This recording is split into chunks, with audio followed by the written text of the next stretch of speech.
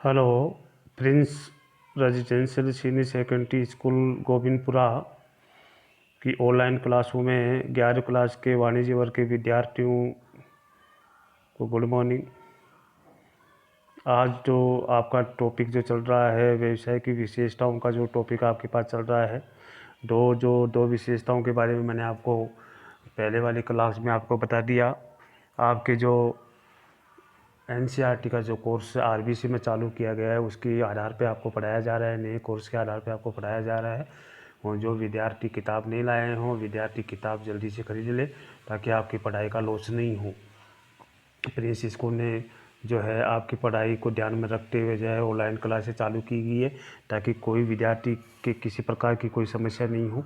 इसलिए Prince school ने जो आगे की सोच के आधार पर जो है आपकी क्लास चालू की गई है ताकि विद्यार्थी को किसी प्रकार का नुकसान नहीं हो। मैं व्यवसाय प्रबंधन का अध्यापक है आर.के. शर्मा आपको मैं लेके चल रहा हूँ। आपका जो लेसन चल रहा है व्यवसाय की प्रगति और उद्देश्य के बारे में। अब आपके पास जो व्यवसाय की विशेषताओं के बारे में अपन चर्चा कर रहे हैं, तो देखिए विशेषताएं कौन कौन सी हैं। दो विशेषताओं के बारे में मैंने आपको बता दिया गया है कि दो विशेषताएं कौन कौन सी है, उसके बारे में भी चर्चा की जा चुकी है। अब आपके सामने जो है चर्चा की जा रही है वो है तीसरी विशेषता। वो देखिए कौन सी है। मानवीय आवश्यकताओं की संतुष्टि के लिए वस्तुओं सेवाओं का विक्रय और विनिमय। कि मनुष्य की जो आवश्यकताएं होती हैं संतुष्टि के वस्तुओं सेवाओं का विक्रय या विनिमय करना, इनका जो मेन उद्देश्य है या मेन विशेषताएं हैं या लक्षण हैं कि कौन कौन सी जो चीज़ें हैं उनको अवेलेबल करवाई जाए। तो आपके सामने जो बताया गया कि मानवीय आवश्यकताओं की संतुष्टि के लिए वस्तुओं सेवाओं का विक्रय और विनिमय करना प्रत्यक्ष और अप्रत्यक्ष रूप से व्यवसाय में मूल्य के बदले वस्तुओं सेवाओं का स्थानांतरण और विनिमय सम्मिलित है। प्रत्यक्ष अप्रत्यक्ष रूप से व्यवसाय में मूल्य के बदले वस्तुओं सेवाओं का हस्तांतरण और विनिमय सम्मिलित है। यदि वस्तु का उत्पादन और उत्पादक द्वारा स्वयं के उपभोग के लिए किया जाता है तो ऐसी क्रिया व्यवसायिक क्रिया नहीं कहलाती। यदि वस्तु का उत्पादन और उत्पादक द्वारा स्वयं के लिए किया जाता है, अगर वो स्वयं के लिए ही उत्पादित कर रहा है या उत्पादन कर रहा है तो ऐसी क्रिया व्यवसायिक क्रिया नहीं कहलाती। घर में परिवार के सदस्यों के लिए भोजन पकाना व्यवसाय नहीं है, लेकिन किसी रेस्टोरेंट में अन्य व्यक्तियों को बेचने के लिए भोजन पकाना व्यवसाय कहलाता है। तो इस प्रकार व्यवसाय की एक आवश्यक विशेषता है कि वस्तु या सेवाओं का क्रय विक्रय या विनिमय होना चाहिए। बहुत अच्छी बात कही है। विशेषता क्या है कि वस्तुओं और सेवाओं का विक्रय और विनिमय होना चाहिए, वही व्यवसाय कहलाता है, अन्यथा व्यवसाय नहीं कह सकते। अगर घर में सदस्यों के लिए खाना बनाया जा रहा है उसको व्यवसाय नहीं कह सकते। व्यवसाय उसे कहते हैं जो व्यक्ति को बेचने के लिए भोजन पकाना व्यवसाय कहलाता है। इस प्रकार व्यवसाय की एक आवश्यक विशेषता है वस्तुओं सेवाओं का क्रय विक्रय किया जाए, विनिमय किया जाए, आदान प्रदान किया जाए, उसे कहते हैं व्यवसाय। तो ये तीसरी विशेषता है व्यवसाय की कि मानवीय आवश्यकताओं की संतुष्टि के लिए वस्तुओं सेवाओं का विक्रय और विनिमय किया जाए। चौथी जो आवश्यकता विशेषता है नियमित रूप से वस्तुओं सेवाओं का विनिमय कि निश्चित होना चाहिए, नियमित रूप से होना चाहिए। तो व्यवसाय की एक विशेषता यह भी है कि इसमें नियमित रूप से वस्तुओं सेवाओं का लेन देन होना चाहिए और एक बार का क्रय और विक्रय साधारणतः व्यवसाय नहीं कहलाता। इसलिए यदि उदाहरणार्थ यदि कोई व्यक्ति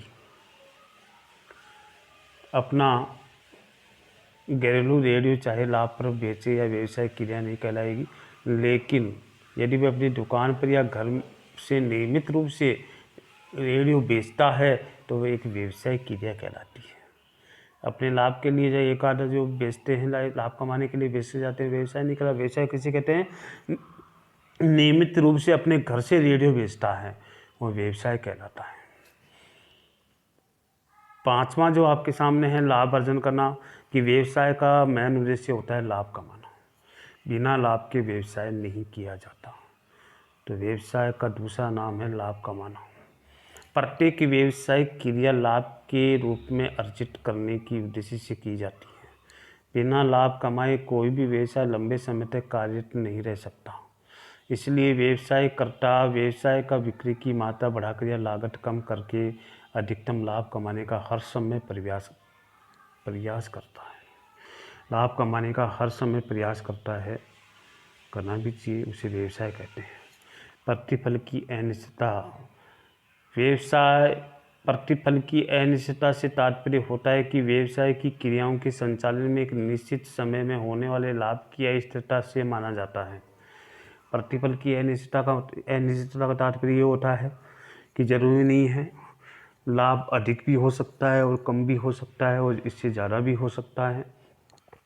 एक निश्चित नहीं, कि व्यवसायिक क्रियाओं में जो व्यवसायिक क्रियाएं होती हैं उनके संचालन से एक निश्चित समय में होने वाले लाभ की अस्थिरता से है। प्रत्येक व्यवसाय में परिचालन हेतु कुछ धन पूंजी विनियोग की आवश्यकता होती है। व्यवसाय में विनियोजित पूंजी पर लाभ पाने की आशा तो होती है, लेकिन ये निश्चित नहीं होता कि लाभ मिले न मिले।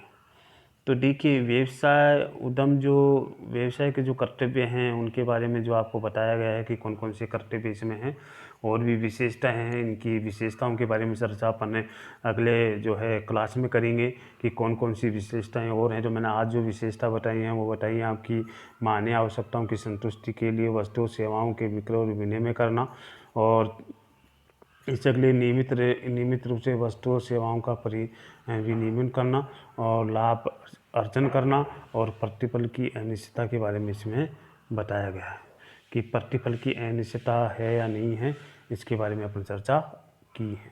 तो प्रतिफल की अनिश्चितता जो है कई प्रकार को देखने को मिलती है, तो अनिश्चितता जो है हमें दिखाई देती है।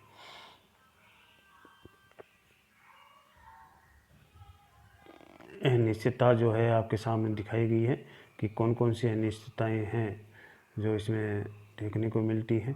तो व्यवसाय जो है लाभ अर्जित करने के लिए किया जाता है, बिना लाभ के कोई व्यवसाय नहीं है।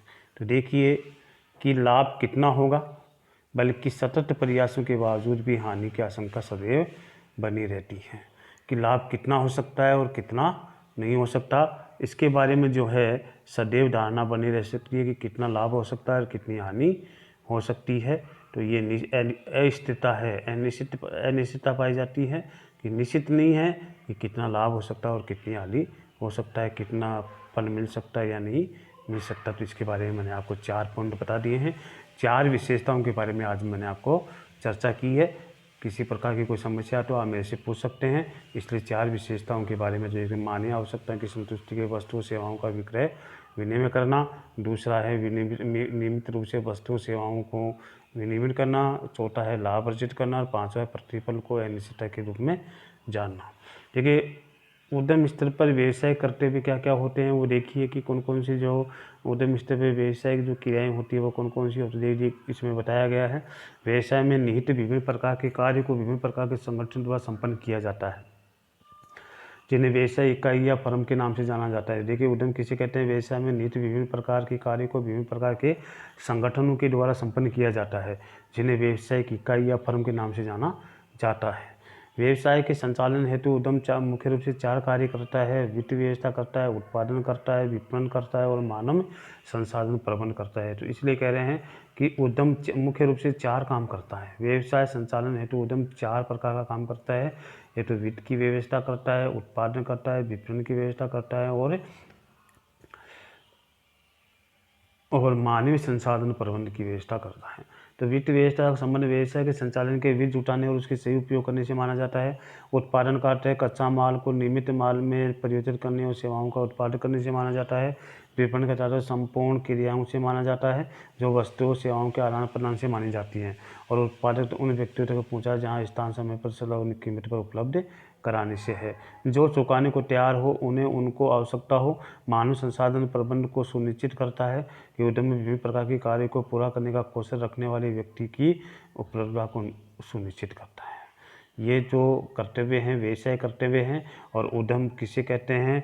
जो विभिन्न संगठन द्वारा संपन्न किए जाते हैं, विभिन्न प्रकार के कार्य संगठन द्वारा संपन्न किए जाते हैं, जिन्हें व्यवसाय इकाई या फर्म के नाम से जाना जाता है। और इसलिए जो मुख्य रूप से जो व्यवसाय संचालन हेतु उद्यम मुख्य रूप से 4 कार्य करता है। धन को जुटाने का काम करता है, उत्पादन करता है, विपणन करता है और मानवीय संसाधन जो है प्रबंध की व्यवस्था करता है। तो मैंने आपको बता दिया व्यवसाय किसे कहते हैं, व्यवसाय या फर्म किसे कहते हैं और उद्यम जो है कौन कौन से कार्य करता है, इसके बारे में मैंने आपके सामने चर्चा कर दी है।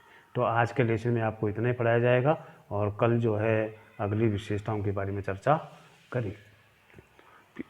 अगली विशेषताओं के बारे में अपन चर्चा करेंगे। आज इतना ही है। जय हिंद।